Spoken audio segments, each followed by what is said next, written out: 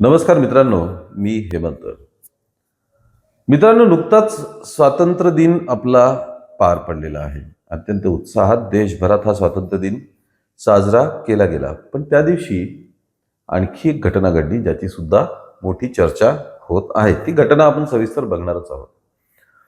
मित्रांनो, social media आल्यापासून specially जे यंगस्टर्स आहेत, तरुण मंडळी आहेत, त्यांच्या सुद्धा आयुष्यात मोठे बदल झाले. या सोशल मीडियामुळे फक्त कम्युनिकेशनमध्येच बदल नाही झाले, तर आपल्या आयुष्यात मोठे बदल झालेले आहेत.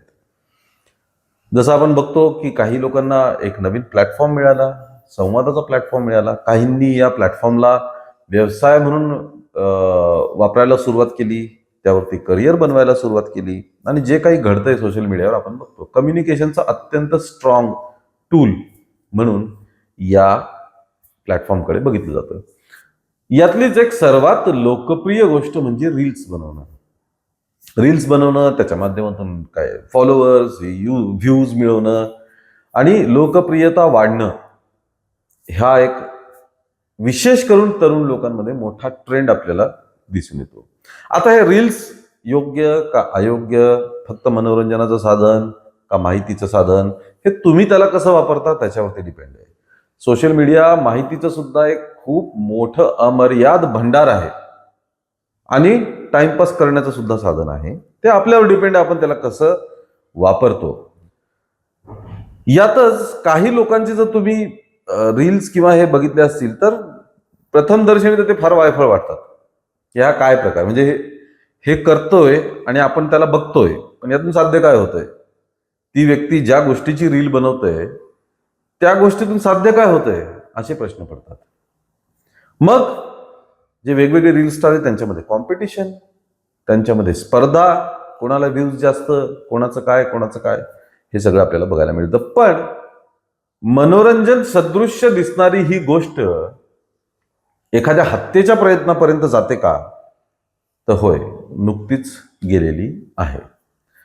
यात एका रील स्टारवरती जीव घेणा हल्ला करणारी दुसरी रील स्टार आहे. होय, ती एक मुलगी आहे. 23 वर्षीय माधवी कुंभार. तुम्ही जर तिचं इन्स्टा हँडल वगैरे चेक केलं तर ती भयंकर रील बनवते. तिच्या विशेष रील असतात त्या म्हणजे गाड्या पळवणं, वेगाने, वेगवेगळ्या स्टाईलने, वाकड्या तिकड्या करून गाड्या पळवणं. तिच्या काही रील्स आहेत अशी नोटांची बंडल मोजताना, काही रील्स मध्ये 2-3 बॉडीगार्ड आजूबाजूला, अशा पद्धतीचा एक तिचा तो काय जॉनर आहे म्हणा, किंवा तिचं ते स्टाईल आहे तिची. तर ह्याच्याने होतंय काय ते माहित नाही. कशासाठी अशा रील लोक टाइमपास म्हणून बघतात, ठीक आहे, ज्याचा त्याचा प्रश्न येतो. तर अशी ही माधवी कुंभार पुण्यातील. अजून एक दुसरा रील स्टार आहे, तो म्हणजे अथर्व जगताप. आता ह्याचा सुद्धा तुम्ही चेक केलं हँडल तर त्यात सुद्धा गाड्या पळवणं, त्यात प्रामुख्याने थार वगैरे अशा गाड्यांचं ते स्टाईलमध्ये चालणं वगैरे, अशा पद्धतीच्या रील्स हा पण बनवतो. दोघेही रील स्टार 15 तारखेला रात्री 3:30च्या सुमारास, 3 ते 3:30च्या दरम्यान, एक कॅफे पुण्यातला, हडपसर या भागात असलेला हा कॅफे, त्याचं नाव flying gypsy cafe. Flying gypsy कॅफेमध्ये अथर्व येतो, तो आत जातो. माधवी कुंभार ही त्या कॅफेमध्ये आधीपासून बसलेली. आत गेल्यानंतर या दोघांमध्ये कुठल्या तरी कारणावरनं, त्या कारणावरती सुद्धा आपण येणार आहोत, कुठल्या तरी कारणावरनं वाद चालू होता. आत कॅफेत अथर्व गेला, तिथे ती माधवी कुंभार ऑलरेडी बसलेली होती. मग तिथे गेल्यानंतर त्यांच्यामध्ये शाब्दिक चकमक झाली, आधी एकमेकांना रागाने बघणं, काहीतरी कमेंट करणं, असं काही झालं असेल.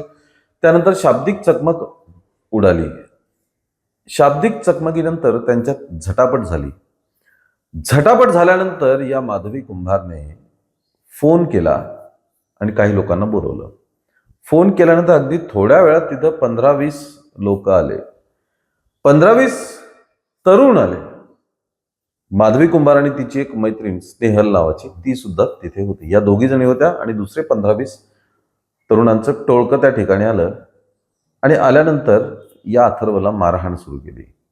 मारहाण करता करता त्यातले 1-2 डॉन किंवा जे कोणी लोक होते ते ओरडली की ह्याला आता जिवंत सोडायचं नाही असं म्हणाले. मग कोयता काढला गेला आणि त्या कोयत्याने अथर्व जगतापच्या मानेवर, पाठीवर काही वार करण्यात आले. त्याला भयंकर रक्तस्राव झाला. रक्तस्राव झाल्यानंतर त्याला मारल्यानंतर ही माधवी कुंभार आणि ते सगळं टोळकं त्या कॅफेमधनं पसार झालं. ही 15 तारखेची घटना. तर नेमकं झालं काय होतं, वाद काय नेमका तो बघूया. वाद पुण्यातला नाहीये, वाद आहे साताऱ्यातील कासचे जे पठार आहे आपल्या सगळ्यांना माहिती आहे त्या ठिकाणचा. हे दोघेही जण आपापल्या वेगवेगळे तिथे रील बनवण्यासाठी गेले होते. कासचं पठार भलं मोठं मोकळं पटांगण आहे, त्या ठिकाणी गाड्या पळवता येतात वगैरे म्हणून हे तिथे गेले होते. त्या ठिकाणी रील बनवताना कट मारण्यावरनं, म्हणजे असं म्हणतात की या अथर्व जगतापने माधवी कुंभारला कट मारला होता. कट मारण्यावरनं त्यांच्यात वाद झाला, वादावादी झाली, भांडण झालं. पण ते भांडण त्याच ठिकाणी सुटलं सुद्धा. असं तरी सगळ्यांना वाटत होतं की तिथे तो वाद निवळला, मिटला आणि ते सुटलं. पण तो वाद सुटला नव्हता. तो वाद त्या कास पठारावरनं इंस्टाग्रामवरती पोहोचला. इंस्टाग्रामवर कसा पोहोचला? मग एकमेकांच्या रीलवरती वाईट वाईट कमेंट टाकणं सुरू केलं यांनी. शिव्या, धमक्या, टिंगल-टवाळकी, हा तिच्या रीलवर, ती ह्याच्या रीलवर. दोघांचं ऑनलाईन डिजिटल वॉर, युद्ध हे सुरू झालेलं होतं. ते बरेच दिवस चाललं. पण असं वाटतं ठीक आहे, त्या ठिकाणी जे झालं ते झालं. आता हे एकमेकांच्या रीलवर कमेंट करतील आणि नंतर कुठेतरी हे थांबल. पण ते थांबलं नाही आणि 15 तारखेला हा भयंकर प्रकार या 2 तथाकथित रील स्टार्समध्ये या रीलवरनं घडला. त्यानंतर काही प्रश्न उपस्थित झाले की तो फ्लाइंग जिप्सी कॅफे रात्री 3-3:30 पर्यंत सुरू कसा होता, नंबर 1. नंबर 2, त्या हॉटेलच्या मालकाने, त्या कॅफेच्या मालकाने पोलिसांना कळवलं नाही.